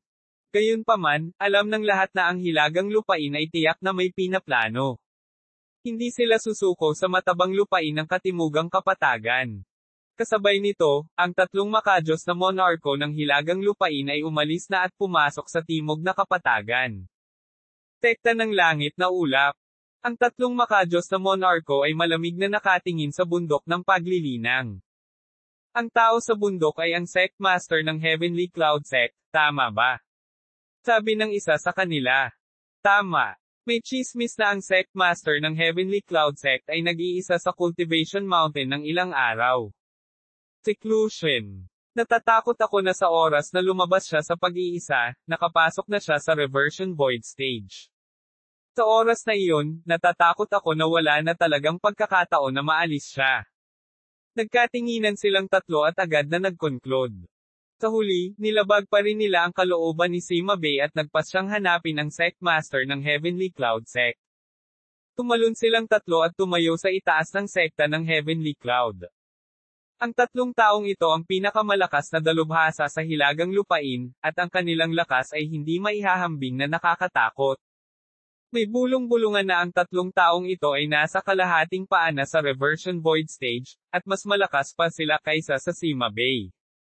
Ang depensa ng Heavenly Cloud Sect ay sadyang hindi sapat sa harap ng tatlong taong ito. Habang itinataas nila ang kanilang mga palad, isang nakakatakot na liwanag ang tila nagmula sa kabila ng langit.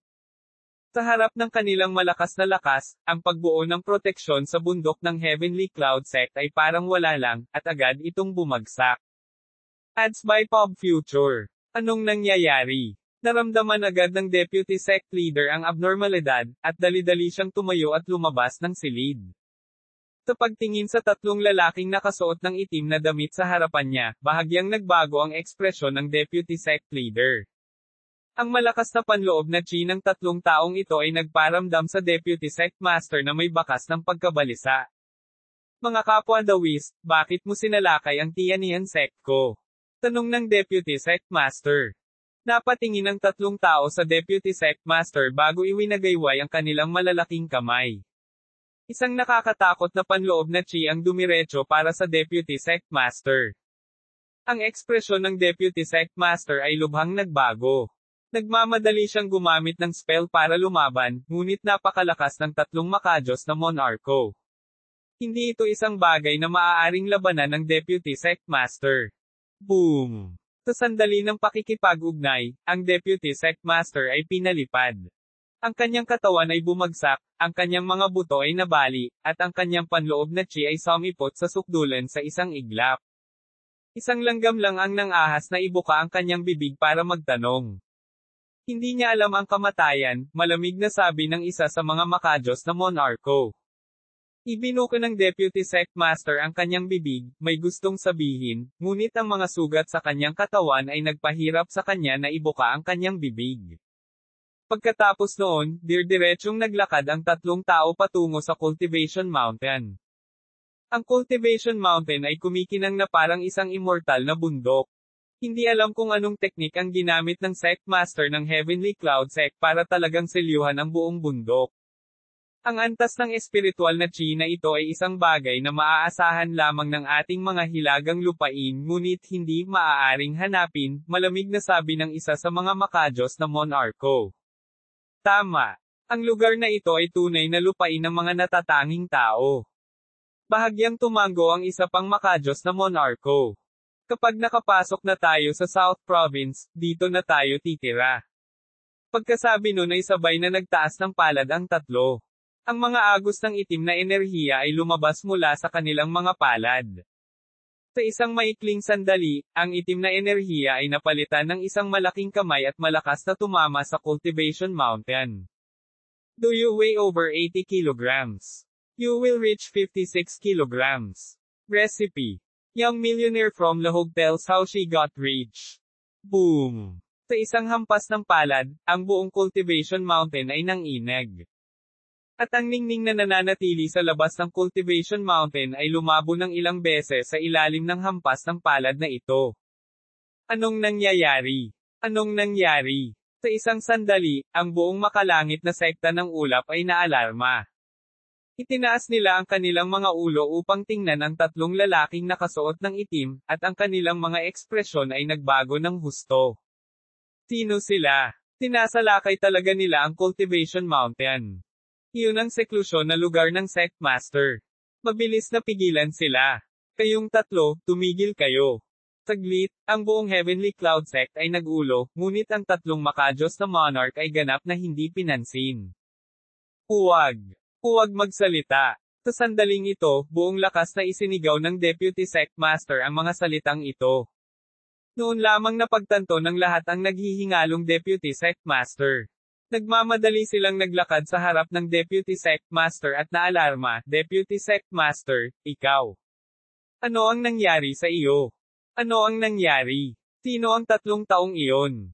Ang Deputy Sect Master ay nagsabi na may nanginginig na boses, ang kanilang lakas, ay lampas sa ating imahinasyon. Hindi tayo dapat kumilos. Sa lakas ng tatlong makajos na monarko, ang pag-atake sa kanila sa sandaling ito ay walang pinagkaiba sa paghagis ng itlog sa bato. Wala itong pinagkaiba sa pagtatapon ng buhay. Sa sandaling ito, muling tumama ang dambuhalang palad sa cultivation mountain. Boom! Sa ilalim ng ikalawang hampas ng palad, ang ningning ng cultivation mountain ay tila hindi na makatagal at nagsimulang manginig ng marahas. HMPH. Ang enchantment na ito ay so-so. Nakangiting sabi ng tatlong makajos na monarch. Kasunod noon ay muling umatake ang tatlo. Ang ikatlong palad ay tumama sa bundok ng paglilinang. Boom! Kasunod ng ikatlong hampas ng palad, ang ningning ng cultivation mountain ay hindi na ito makayanan. Ang pitong kulay na makintab na liwanag ay parang salamin nang magsimula itong masira pira-piraso. Ang totoong mukha ng cultivation mountain ay makikita sa isang sulyap. Nagpalitan ng tingin silang tatlo at humakbang papunta sa cultivation mountain. May nakita silang figure na nakatalikod sa kanila sa ilalim ng puno sa cultivation mountain.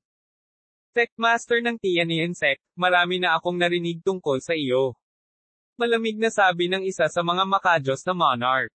Kabanata 1569, mahusay na labanan laban sa Sect Master ng Heavenly Cloud Sect. Naka-cross-legged ang Sect Master ng Heavenly Cloud Sect sa ilalim ng puno habang nakaharap ang likod sa lahat. Hindi siya umimik. Nagkatinginan ang tatlong makajos na monarch at agad na nakangising sinabi, sa lahat ng direksyon daw ay nakipag-away kayo noon at pinatag ang lahat ng sekta sa South Province. Ang lakas mo ay walang kapantay. Gustong-gusto nating tatlo na makita ito ng sarili ko. Gayunpaman, hindi pa rin umimik ang Sect Master ng Heavenly Cloud Sect. Ito ay ginawa sa kanilang tatlo ng labis na hindi nasisiyahan.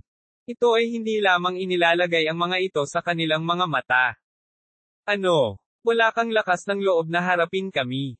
Umuungal ang isa sa mga makajos na monarko. Ang tinig na ito ay naglalaman ng makapangyarihang espiritual na kapangyarihan. Isang nakakatakot na panloob na Chianggang ulong, niyanig ang buong cultivation mountain. Sa wakas, nagkusa ang Sect Master ng Heavenly Cloud Sect. Dahan-dahan siyang tumayo at saka dahan-daang tumalikod. Sa pagtingin sa Sect Master ng Heavenly Cloud Sect na nasa harapan nila, hindi maiwasan ng tatlong tao na ipikit ang kanilang mga mata. Sa wakas ay nang-ahas ka nang harapin kami. Nakangiting sabi ng isa sa mga makajos na monarko. Bahagyang bumantong hininga ang Sect Master at pagkatapos ay sinabi, ang tatlong makajos na monarko ng hilagang lupain, talagang nakapasok ka sa lugar na ito. How? Bakit? Nagulat ka ba? Sabi ng isa na may halong panunuya. Tuldok. Umiling ang Sect Master at sinabing, pinipilit mo akong kumilos. Ads by Pop Future. Hahaha. Paano kung pipilitin kitang kumilos? Ngayon ang araw na mamatay ka. Kasabay ng malakas na sigaw ng isang makadiyos na hari, bigla niyang iniunat ang kanyang palad at dumiretso sa Sect Master. Boom! Nagpalitan ng palad ang magkabilang panig at nagwalas ng natitirang kapangyarihan. Ang makadiyos na hari na gumawa ng hakbang ay umatras ng ilang hakbang, at ang kanyang ekspresyon ay agad na naging medyo pangit. Ang Sect Master ng Heavenly Cloud Sect ay talagang nabubuhay sa kanyang reputasyon, malamig na sabi ng makadiyos na hari. Sa kasamaang palad, mamamatay ka pa rin dito ngayon. With that said, nagkatinginan silang tatlo at sabay-sabay na umatake. Dumiretso sila sa Sect Master. Sa isang iglap, ang Cultivation Mountain ay nasa estado ng kaguluhan. Napuno ng liwanag ang kalangitan habang ang mga batis ng napakalakas na aura ay yumanig sa sira-sirang sekta ng langit hanggang sa punto ng panloob na chi. Ang lakas ng tatlong taong ito ay sobrang nakakatakot. Siguro kung makakatagal ang Sect Master. Ang Sect Master ay hindi magagapi sa ilalim ng langit. Tiyak na hindi sila katugma para sa kanya. Kahit na ganoon ang kaso, lahat sila ay pinagpapawisan sa kanilang mga puso. Ang lakas ng panloob na chi ng tatlong taong ito ay isang bagay na hindi pa nila nakita. Ang labanang ito ay nangyayari mula araw hanggang gabi, at mahirap matukoy ang mananalo. Sa di kalayuan, ang maliliit na bundok ay patuloy na gumuguho. Nalaglag ang malalaking bahagi ng kawalan, na nagsiwalat ng itim na ningning. Ang Sect Master ng Heavenly Cloud Sect ay may matatag na figure. Nag-shuttle siya sa pagitan ng tatlong tao. Ang bawat hampas ng palad ay naglalaman ng pamamaraan at batas ng Dao. Ang lupa ay gumuho. Ang maliwanag na ningning ay nagpapaliwanag sa gabi sa araw. Ang buong Cultivation Mountain ay malapit ng masira. Lalong nabigla ang tatlong makadiyos na Monarcho habang sila ay lumaban. Ang lakas ng Sect Master ng Heavenly Cloud Sect ay higit na lumampas sa kanilang imahinasyon. Ads by Pop Future. Isang makapal na hamog ang bumangon mula sa bundok ng paglilinang, na tinakpan ang kanilang paningin. Kahit na makapangyarihan ang Sect Master, medyo mahirap pa rin para sa kanya na harapin ang tatlong top-notch martial artist mula sa hilagang lupain. Ngayon ang araw na mamatay ka. Isang makadiyos na Monarcho ang umungal ng malakas. Buong katawan niya ay nagbuga ng itim na fog. Ang itim na fog na ito ay lumitaw ng wala saan. Ang kapangyarihang taglay nito ay lubhang kakaiba. Sa isang iglap, binalot nito ang Sect Master. Ibinuko ng isa pang makadiyos na Monarcho ang kanyang bibig at iniluwa ang isang itim na bulaklak. Ang bulaklak na ito ay naglalaman ng nakakatakot at kakaibang kapangyarihan. Nakabitin ito sa itaas ng ulo ng Sect Master na parang gusto siyang supilan. Ang huling makadiyos na Monarcho ay hindi gustong madaig. Sa isang galit na dagindong, ang makapal na mga piraso ng laman ay lumitaw sa kanyang katawan. Ang mga piraso ng laman na ito ay nahulog mula sa kanyang katawan at kalaunan ay naging ilang mga figure. Sabay-sabay silang tatlo na nagpakawala ng malalakas na spell. Sa isang sandali, ang Sect Master ay walang mapagtatagwan. Ang kakaiba ay ang itim na bulaklak na nakasabit sa itaas ng kanyang ulo. Ang bulaklak na ito ay naglalaman ng napakalaking kapangyarihan at patuloy na dinudurog ang katawan ng Sect Master. Gayunpaman, nanatiling kalmado ang Sect Master. Ang kanyang mga galaw ay mukhang napaka-elegante. Sa pagtaas ng kanyang kamay, sumunod ang isang Dao technique. Ang bawat palad ay may dalang icy blue internal chi. Parang pinaghalo, pero sobrang nakakatakot din. Ang walang hanggan na kapangyarihan ay bumalot sa bahaging ito ng lupa, at ang Heavenly Cloud Sect ay tila tinanggap ang pinakamadilim na sandali. Hindi alam kung gaano karaming mga tao ang naakit sa mahusay na labanang ito. Matapos ang napakaraming taon, ito ang unang pagkakataon na nakita nilang kumilos ang leader ng sekta. Ito ba ang pinuno ng sekta ng Heavenly Cloud Sect? Sa pagtaas ng kanyang kamay, naglalaman na siya ng mga batas. Masyadong nakakatakot. Tama, hindi rin dapat minamaliit ang tatlong taong iyon. Basta ang natitirang kapangyarihan ay nagpapapalpitate na ang ating mga puso. Malamang na mahirap matukoy ang mananalo sa labanang ito sa maikling panahon. Gaya ng kanilang nahulaan, nagpatuloy ang labanan sa loob ng 3 araw at 3 gabi, ngunit wala pa ring resulta. Ang tatlo sa kanila ay nagtamo ng iba't ibang pinsala. Ang pinakakaawa-awa na makajos na monarko ay ang kalahati ng kanyang katawan ay pinunit ng Sectmaster gamit ang kanyang mga kamay. Pagtingin muli sa Sectmaster, masama rin ang loob niya. Puno ng dugo ang kanyang katawan. Ang nakakagulat ay ang kanyang katawan ay tila nanlalabo. Ito ay tanda ng kanyang kamatayan. Sa hitsura nito, malapit nang matalo ang Sectmaster ng Tianyan Sect. Ads by Pop Future. Ha. Paano kung ikaw ang Sectmaster ng Tianyan Sect? Ngayon ang araw na mamatay ka. Kung papatayin nila ang Sectmaster ng Tianyan Sect ng South Prefecture, tiyak na mayayanig ang mundo ng kanilang lakas.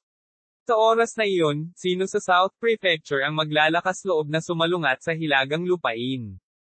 Naramdaman din ng mga tao sa paligid ang mga senyales ng paghina ng Sectmaster, at ang kanilang mga ekspresyon ay lubhang hindi magandang tingnan. Gusto nilang magbigay ng kamay, ngunit ang isang tipak ng natitirang lakas mula sa Cultivation Mountain ay sapat na upang patayin sila. Ito ay isang labanan sa pagitan ng top-notch martial artist, at hindi ito isang bagay na maaaring panghimasukan ng mga ordinaryong tao. Hong!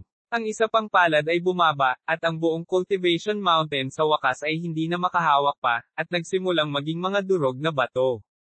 Muling lumabo ang katawan ni Sectmaster, na para bang anumang oras ay mawawala na siya.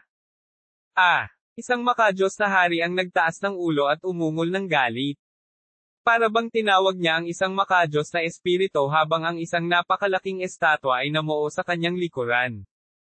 Ang estatwa ay may sariling buhay. Ang bawat kilos nito ay nagdadala ng makajos na kapangyarihan. Itinaas ng makajos na espirito ang kamay nito at hinampas ang Sectmaster. Ikinaway ng Sectmaster ang kanyang kamay para salubungin ang pag-atake. Sa banggaan na ito, umatras ng ilang hakbang ang Sectmaster habang nag-iisip muli ang kanyang katawan. Ang makajos na hari ay humihingal ng husto. Nabasag na ang kalahati ng kanyang katawan. Ito ay isang lubhang nakakatakot na tanawin. Ibinaba ng Sectmaster ang kanyang ulo at tiningnan ang kanyang maitim na katawan. Hindi niya maiwasang mapabuntong hininga. Mawawala ka pa rin ba? Ang Sectmaster ay umungol sa mahinang boses. Aminado ako na ang iyong lakas ay higit sa amin. Sa kasamaang palad, hindi ka katugma sa aming tatlo. Anggel ang isang makajos na hari. Hindi siya pinansin ng Sectmaster. Itinaas niya ang palad at dahan-dahang ginalaw iyon sa kawalan. Sa sumunod na segundo, isang malaking black hole ang namuo sa harapan niya. Ito ay ang Rashomon. Ang Rashomon ng Sectmaster ng Heavenly Cloud Sect. Kasunod ng paglitaw ng Rashomon, ang tatlong makajos na monarkang ito ay agad na nasagasaan ng isang malaking puwersa ng pagsipsip. At ang kanilang mga katawan ay patungo din sa kuweba ng Rashomon.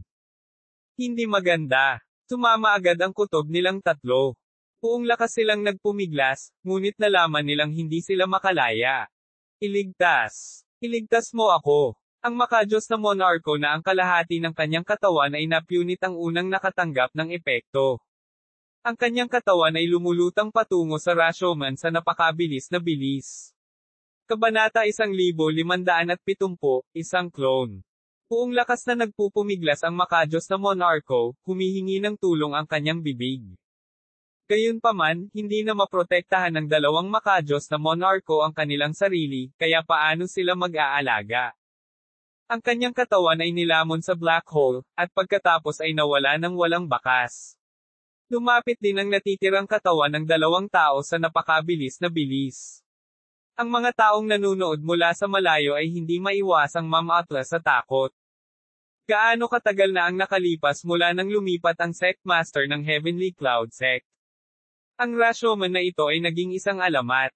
Ang Rashomon ay talagang karapat-dapat sa reputasyon nito. Bamantong hininga ang isang tao. Maaaring ang tatlong makajos na monarko ng hilagang lupain ay mamamatay dito. Ito ay talagang hindi ka panipaniwala. Nang malapit ng lumunin ang dalawang makajos na monarko sa Rashomon, ang katawan ng Sectmaster ay biglang nagsimulang maglaho. At nawala din ang sekta niyang Rashomon. Agad na tuwang-tuwa ang dalawang makajos na monarko. Hingal na hingal sila sa hindi maipaliwanag na pananabik sa kanilang mga mata. Ito ang kalooban ng langit. Ang sect master ng Heavenly Cloud Sect, ikaw ay patay na karne. Umuungal ang isang makajos na monarko. Tuldok tuldok tuldok tuldok tuldok tuldok. Hindi umimik ang sect master. Nakatingin lang siya habang unti-unting nawawala ang katawan niya. Sect master, mamamatay na talaga. May nanginginig na boses. Paano ito posible? Paano mamatay ang sect master? At ang ekspresyon ng deputy sect master ang pinakapangit. Nagsimulang maghiwalay ang katawan niya na kanina pa ay nabasag dahil sa sakit. Ang sekta ng Heavenly Cloud ay naging kasaysayan na, malamig na sabi ng isang makajos na monarko. Mga ad ng pop future. Walang magawa silang pinagmamasdan habang unti-unting nawawala ang katawan ng sect master hanggang sa tuluyan na itong mawala. Nang tuwang-tuwa ang dalawang makajos na hari, may nahulog na bato sa lupa. Ang bato ay makulay at mukhang isang banal na bato, lubhang nakasisilaw. Nakita ng isang makajos na hari ang bato. Mabilis siyang naglakad at kinuha ang bato sa kanyang kamay. Nang makita niya ng malinaw ang bato, ang kanyang mukha ay naging sobrang pangit. Ito ang nagbabagang batong nagiging balahibo. Sabi ng makajos na hari sa nanginginig na boses. Banal na bato ng balahibo. Natigilan din ang isa pang makajos na hari, at pagkatapos ay mabilis siyang naglakad. Kinuha niya ang bato at tiningnan ito ng mabuti. Bago pa niya ito makitang malinaw, nagsimula nang mag-crack ang bato at tuluyang nabasag. Lalong namutla ang mukha ng dalawang tao, at nagkaroon pa sila ng matagal na takot. Mukhang napansin din ng mga nanunood ang bato.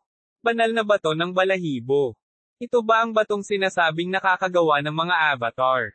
Sa madaling salita, ang nakipag-away sa tatlong makajos na monarch kanina ay hindi ang sect master ng Tianian sect mismo. Isa lang iyon sa mga avatar niya. Paano ito posible? Isa lang sa kanyang mga avatar ang muntik nang pumatay sa tatlong makajos na monarko. Gaano kaitikot ang sect master ng sekta ng Tianian? Ang pinaka-nakakatakot ay walang iba kundi ang dalawang makajos na monarko. Solemn na ang kanilang mga ekspresyon habang nanginginig ang kanilang mga katawan. Ang lumaban sa atin, ay hindi niya tunay na katawan, ang hinaing ng isa sa mga makajos na monarko. Hindi nila inaasahan na ang sect master ng Heavenly Cloud Sect ay gagamit ng avatar para pilitin sila sa ganoong lawak. Higit sa lahat, nawalan sila ng isang makajos na monarko. Mga ad ng pop future. Mukhang hindi nagmalabis ang Sima Bay, sabi ng isang makajos na monarko sa mahinang boses. Sa kabutihang palad, ang sect master ng Heavenly Cloud Sect ay wala sa Cultivation Mountain. Kung hindi, ang mga kahihinatnan ay hindi maisip. Malamang mamamatay silang tatlo dito. Hindi magandang manatili dito ng matagal. Walang nakakaalam kung malapit siya, malamig na sabi ng isang makajos na monarko sa sandaling ito. Nagpalitan ng tingin ang dalawa at agad na umalis sa Heavenly Cloud Sect. Pagkaalis lamang nila ay nagmadaling umakyat ang maraming disipulo sa bundok ng paglilinang.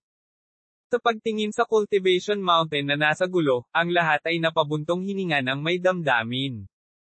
Ang Cultivation Mountain ay ang lugar kung saan napunta ang sect master sa pag-iisa. Ngayon, naging wasak na ito. Talagang napapabuntong hininga ang mga tao ng walang katapusan. Hindi yun ang punto. Ang punto ay kung saan nagpunta ang sect master. Bakit nag-iwan lamang siya ng isang avatar? Hindi ba siya ay nag-iisa? Maaaring ang pinuno ng sekta ay naglibot sa mundo. Hindi lang sila. Marami ring nanonood ang nag-isip-isip. Pagkatapos ng lahat, ang pinuno ng sekta ng Tianian ay matagal nang nag-iisa. Paanong hindi sila magugulat kung hindi nila makita ang tunay niyang katawan? Ang pinuno ng sekta ng Tianian ay malamang na mas nakakatakot kaysa sa naisip natin. Ngayong naisip ko, si Yongji ay parang isang biro. Siya ay walang kabuluhan, ngunit siya ay naglakas loob pa rin na pag nasaan ang Tianian sect. Pagkatapos ng labanang ito, natatakot ako na ang hilagang lupain ay kailangang mag-isip tungkol dito. Tuldok tuldok tuldok. Kalmado pa rin ang hilagang hangganan. Sa nakalipas na mga araw, ang hilagang lupain ay hindi gumawa ng anumang paggalaw. Sa gilid ng Dead River, paminsan-minsan ay tumitingin si Xiaohai sa kabilang panig na parang may sinusubukan siyang maramdaman. Gayunpaman, ang kabilang panig ng Dead River ay ganap na tahimik. Walang makikita. Perezote cleanses your body in just 5 days. Young millionaire from Lahog tells how she got rich. Senior Xiaohai. Sa sandaling ito, biglang lumapit si Qin Yu. Tumingin si Xiaohai kay Qin Yu at saka bumantong hininga, siguro kung anong masamang ideya ang iniisip nitong hilagang lupain. Marahil pagkatapos ng huling labanan, hindi na sila maglakas loob na kumilos ng walang ingat, sabi ni Qin Yu. Umiling si Xiaohai at sinabing, imposible. Kapag kumilos na ang hilagang lupain, hindi na sila titigil. Dahil ito ang pinakamagandang pagkakataon para sa kanila. Naramdaman din ni Qin Yu na may katuturan ito. Tinanong niya, Senior Xiaohai, mayroon ka bang ideya tungkol sa pormasayo na iyong napagtanto? Medyo kulang pa ako, sabi ni Xiaohai sa malalim na boses. Tinubukan ni Qin Yu na sabihin, bakit hindi mo sabihin sa akin ang tungkol sa pormasayo na ito? Baka makatulong ako. Gayunpaman, umiling si Xiaohai at hindi tinanggap ang opinyon ni Qin Yu. Natatakot ako na maraming tao ang kailangan para i-activate ang pormasayo na ito. Sa oras na iyon, natatakot ako na kailangan kong humingi ng tulong sa iyo, tumingin si Xiaohai kay Qin Yu at sinabi. Sumang-ayon si Qin Yu, Senior Xiaohai, huwag mag-alala. Ang mga magsasaka ng South Province ay nagpasimula na ng kanilang sariling hakbangin upang labanan ang mga mananakop mula sa hilaga. Sinabi ni Xiaohai sa malalim na boses, natatakot ako na ang iilan sa atin ay malayo sa sapat upang manalo sa labanang ito. Tama. Bumantong hininga si Qin Yu.